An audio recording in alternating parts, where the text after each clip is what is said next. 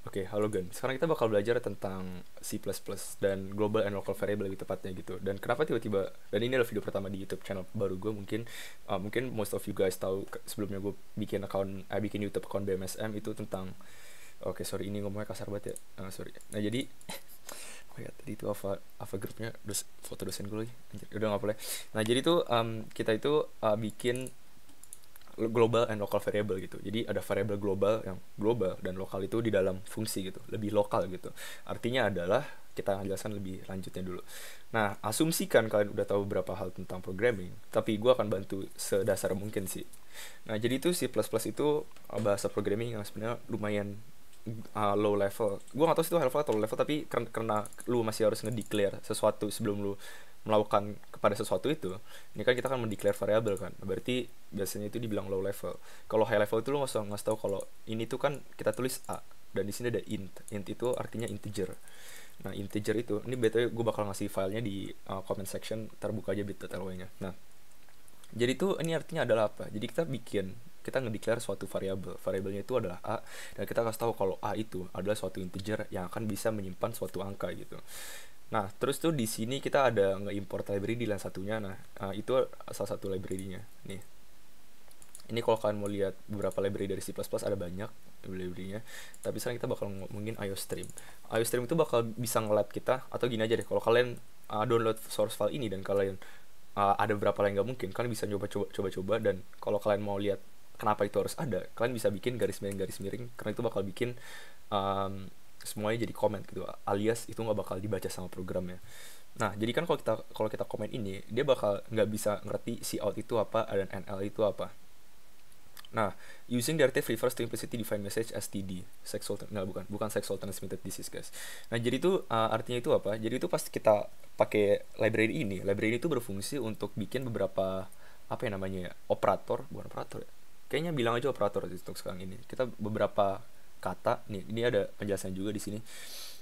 Oke, ini nggak terlalu membantu. Nah jadi itu cout itu bakal ngebantu kita untuk ngeprint sesuatu ya, ngeprint. Contohnya itu kan di sini kita ngeprint suatu string kan. String itu bisa dibilang kalau ada tanda kutipnya gitu, butuh kalimat gitu. Misal kalau gue hello hello Bambang misalnya, hello gun aja deh, hello gun. Nah kita bakal expect ada hello gun. Bentar, nah itu udah hello gun. Nah itu that's the easy thing, karena literally lu cuman perlu bikin ini doang kalau ngeprint hello gun. Harusnya sih gue mulai dari situ sih, tapi ya udahlah ya. Oke, ini udah ini ya. Hapus dulu.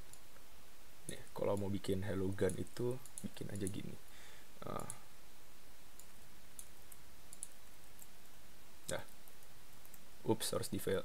Ya, tes cpp. Hello gun, ya kan? Nah, jadi tuh ini adalah line paling sederhananya di C++. Biasanya orang pada bikin hello world untuk pertama kali, dan ini adalah pertama kalinya. Dan ini cout itu standard out, dan ininya end, I think. Ya oke, terus btw, nah jadi deh, lanjut dulu. Nah itu untuk ngeprint suatu halnya, terus kita bakal lanjutin ke kenapa ini ada ini, dan kenapa ini ada ini, dan ada ini gitu. Jadi basically kita bakal ngerun sesuatu kayak gini, 105 hello gun 0. Kita ingin mendefinisikan kapan variabel itu menyimpan variabel global, kapan itu menyimpan lokal. Nah, ketika kita int main di sini, jadi kan gini deh, misalnya kita bikin function ini, void itu apa, misalnya kalian tanya, void itu adalah suatu kayak semacam statement yang tidak akan ngeprint apa-apa gitu. Jadi ini kita kayak bikin suatu function gitu, tapi dia nggak bakal nge-return suatu value. Nah, tapi sebelum kita bahas void, kita bahas int main dulu deh. Kan kita lihat kan kalau sebenarnya program itu bisa berjalan tanpa ada suatu fungsi ini gitu. Contohnya kayak tadi test, dia cuma pakai int main doang. Nah, pas kita bikin int main ini, um, kita pertama kali di line 23 kita bikin a sama 100. Artinya adalah kita menginsert suatu angka 100 ke dalam 23. Nah, karena ini yang pertama kali, maka dia akan menjadi variabel globalnya. Dan ketika variabel global itu dipakai dengan apa ya? Ini dulu kan variabel global nih. Nah, kemudian abis variabel global, kita bikin panggil function printing a. Kita panggil function printing dengan parameter a. Nah, artinya adalah kalau kalian lihat suatu kesamaan, ini kan printing, terus di dalam kurungnya itu a, terus ini ada printing di dalam kurungnya integer x kan. Nah, artinya adalah di sini a akan sama dengan integer x gitu. Nah, jadi kita bisa lihat dari sini kan kalau Ini dulu, ini kita komen dulu. Ini bentar dulu. Oh, mau komen. Oke. Satu-satu dulu. Nah, jadi gini kan. Aduh, capek juga ya. Nih, jadi kan gini nih. Di dalam function ini, yang pertama yang lakukan adalah dia mau langsung ngeprint A kan. Nah, ketika nilai A itu adalah 100 dan nilai 100 itu akan dimasukkan ke dalam parameter ini, maka yang akan ngeprint isi dari ini adalah angka 100 kan. Nah, maka dari itu adalah si dalam ngeprintnya ini dia tuh masih menggunakan variabel global dari yang udah kita state pertama kali. Maka dari sini itu adalah ya si outnya itu akan ngeprint 100 gitu. Nah, kalau lu nanya misalnya gimana kalau kita bikin si out kita bikin string misalnya, aku bisa. Nah, misalnya kita bikin kayak I have no idea why. Terus ini tuh artinya apa? /n itu simply buat bikin enter doang sih. Bikin bikin biar ininya tuh ke bawah gitu. Jadi kan ini kan ada 100 terus enter 5 kan. Nah, itu gara-gara ada itunya, ada /n ya, sama aja seperti itu. Nah, jadi kalau kalian bisa nebak nggak kira-kira kalau gue bikin aku bisa itu apa yang terjadi? Yang akan terjadi adalah dia akan ngeprint aku bisa sebelum angka 100. Dan karena ini gue udah ini bahasan dulu ya. Yang penting kita lihat dulu aku bisanya. Ada yang salah. Expected A. Oh sorry, gue nggak pakai titik koma di sini. Oke, jadi kayak gitu. Jadi itu di C++ itu kalau kalian lupa bikin titik koma aja tuh programnya bisa run kayak barusan. Oke. Nah ya, aku bisa 105 hellogan. Nah, jadi kan ini sangat terstruktur kan. Jadi itu apa yang programnya lakukan itu dia baca whole truly, terus dia baru eksekusi gitu. Nah, ketika dia baca ke sini ke printing A, dia bakal manggil ke sini kan. Nah, pas dia bakal baca, di function ini parameter itu integer x, dan integer x itu apa? Dan kita lihat nih dari sananya itu, kan dia pengennya A kan, dimana angkanya itu 100, maka di sini akan dimasukin angka 100 dan di sini akan masukin angka 100. Dan dia kan satu-satu kan. Jadi kalau kita bikin di sini misalnya si aku bisa sekali, kemudian di sini kita bikin si out aku bisa 2 kali. Nah, artinya itu adalah dia akan ngeprint aku bisa 2 kali di bawah angka 100. So, gue harus beli minum coba. Oke, jadi jadi kalau kalian mau lihat dulu. Nah, bisa lihat kan sebetapa proseduralnya pas bagian itunya. Step at a time kan.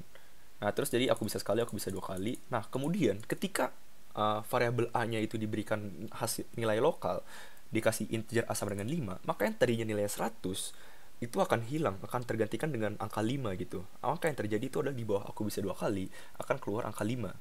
Sesimpel itu. Nah, kenapa ini bisa keluar angka 5? Karena kita print di bawahnya. Kita print si out ini, ya kan? Ngerti kan? Dan ketika kita bikin ini komen atau enggak kita bikin program yang ngebaca itu, tebak apa yang terjadi? Apa yang akan dikeluarkan oleh itunya? Yang akan dikeluarkan adalah dia akan ngeprint aku bisa sekali, 100 aku bisa 2 kali, dan hellogan. Coba kalau kita lihat ya. Wait, what? Kok bisa ada 5 ya? Bentar. Wait, am I doing something wrong? Oke, nah ini yang benar. Soal tadi belum gue save. Jadi itu setiap kali kalian mau nge-run harus di kalian Ctrl S dulu. Nah, jadi kan bener kan, aku bisa sekali 100, aku bisa 2 kali hellogan kan. Nah, apa yang terjadi ketika fungsi ini selesai kan? Kan fungsi ini selesai kan, cuma sampai sini doang kan pembukanya. Oh, kalau kalian gue belum jelasin ya. Ini buka kurung tutup keriting itu artinya adalah dia buka suatu fungsinya itu, kemudian dia tutup bagian sini. Dan ketika ditutup, artinya itu adalah ya program yang di function itu udah selesai. Dan apa yang terjadi ketika variabel ini tuh sudah diberikan nilai lokal, kemudian fungsi itu selesai, maka nilai itu akan kembali seperti benar-benar hilang gitu, akan menjadi 0 lagi. Variabelnya itu tidak akan ngambil balik lagi ke variabel ke angka global yang sudah diberikan, dan lokalnya juga hilang. Artinya itu adalah ketika kita ngeprint lagi di bagian bawah, di bawah halogan, si x-nya ini, si yang tadinya dia, karena nilainya itu udah digantikan dengan lokal dan ketika fungsinya itu udah selesai, maka dia akan ngeprint angka 0. Ketika kita lihat, kayak gue udah save belum ya? Nah ya, gue udah save kan 0. Nah, jadi itu tentang variabel global dan variabel lokal. Kalau kalian suka videonya, please like videonya dan komen. Dan keep supporting the channel aja. Misalnya kayak gue akan mengalami banyak sekali kesibukan dan lain-lain, dan ketika kalian actually nggak kurang gue merasa kurang diapresiasi, ya gue merasanya kayak mungkin tidak terlalu, kalian tidak membutuhkan juga. Jadi ya gue simply quit dari channel YouTube-nya juga. Jadi itu aja, that's all for today. I hope you guys understand and thank you.